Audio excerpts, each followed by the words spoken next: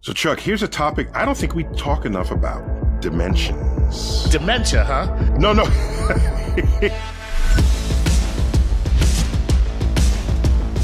You may have heard that we live in 3 dimensions and time is a 4th dimension.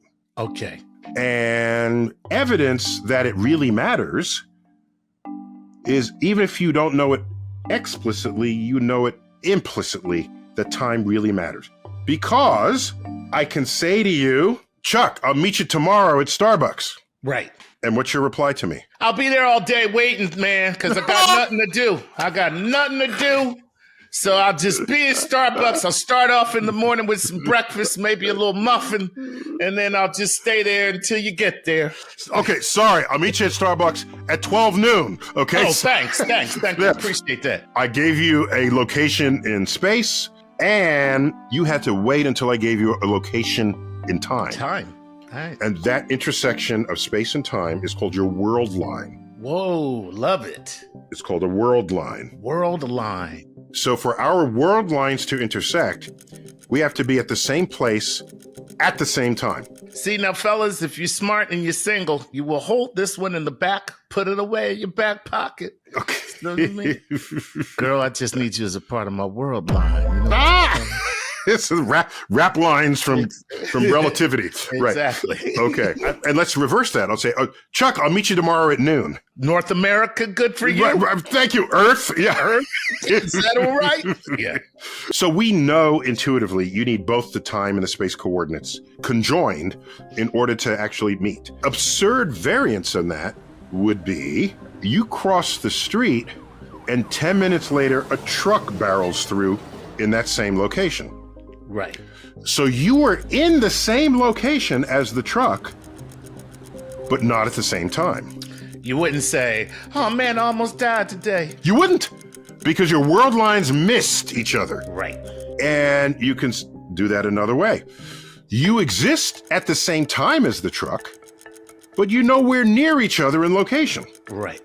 So, what made Zoom and other video conferencing so useful during COVID is that you only had to be at the same time. Right.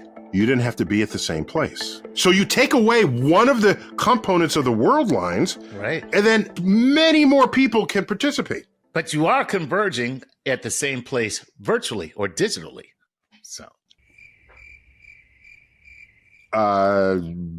Okay, well, your image is on. I mean, I have my image of you on my computer, but it's not you. This is true. So let's keep talking about dimensions. Ready? So we have one dimension, which is just a line. The measure of the line is the length. Okay. There's no other measurement you can make of it that has any meaning. Right. It does not have a width. Now you can add another dimension. Let's call that X. We add a Y. Mm-hmm. And now you have a surface. A plane. A plane. And now you can add another dimension. Let's call that X. We add a Y. Mm-hmm. And now you have a surface. A plane. A plane. And that has 2 dimensions, X and Y. Okay? So you can make a square out of that, couldn't you? Yeah. 2-dimensional beings who live in that surface. To everyone else in that surface, they only have an outer perimeter. Right. You can't see inside their bodies. They're all inside the flat plane. They're inside the flat all plane. They can see.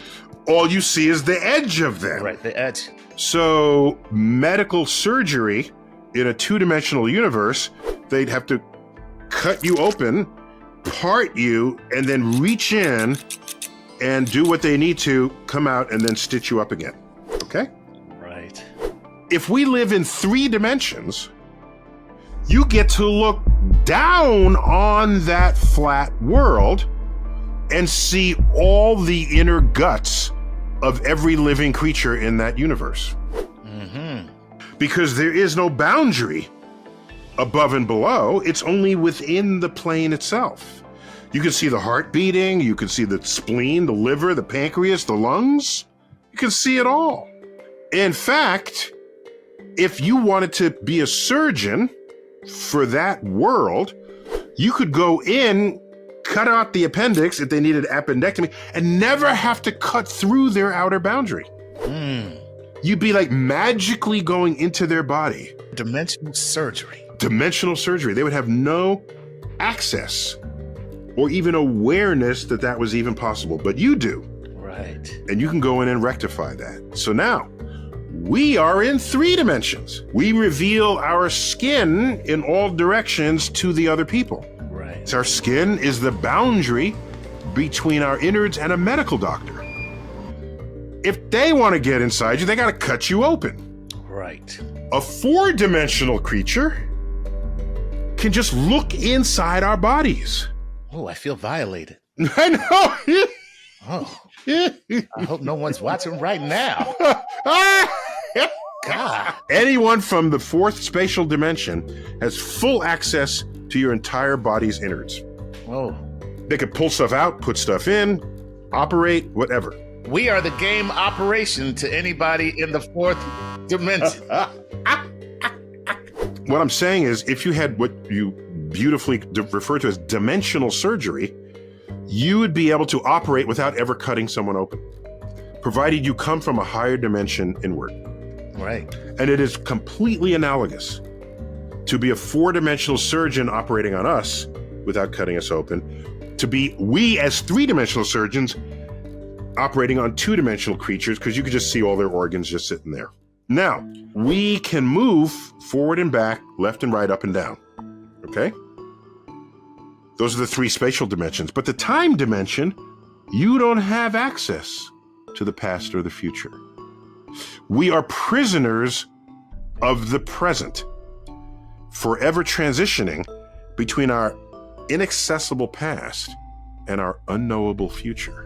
But let's think this through. How would you imprison a 2-dimensional creature? Draw a line. What kind of line? A square. A square. Just draw a square. That's its prison cell. Yeah. But we say, wait, just step up out of it and then you escape. Good to go. I don't know what you're talking about.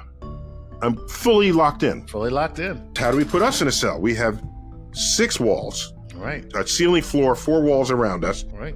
We think we are completely contained within it. A higher dimensional creature says, just step out and then step back in and you're outside the cell. We said, I don't know what you're talking about. Right. Wait a minute. I said a 4-dimensional creature. If we had access to the 4th dimension, which for us is what? Time. Time, but wait, we're prisoners of time. So suppose we weren't prisoners of time. Suppose you could move through time the way we move through space. Could you then escape the prison? Yeah, just move to a time when I'm not in prison. Exactly. Just say, let me get out of these 6 walls here. You just go back to a time before you got put into prison, or go to the future where you were let go from the prison. Right. Each of those counts as escaping the prison without ever breaking down the wall. Right. So time can serve that same role if you had access to the past and to the future. That's pretty cool, man. Of course, we go higher, this 5th dimension, 6th dimensions, this sort of thing. And mathematically, you can calculate what all the properties are. And it's fascinating to watch. Another quick one. You ready? Go ahead. Knots in strings only exist in 3 dimensions. Okay. In other words, in a 4th dimension, you hand them a knot in the 4th dimension and say, wait, just pull the ends. Right. And it unravels itself.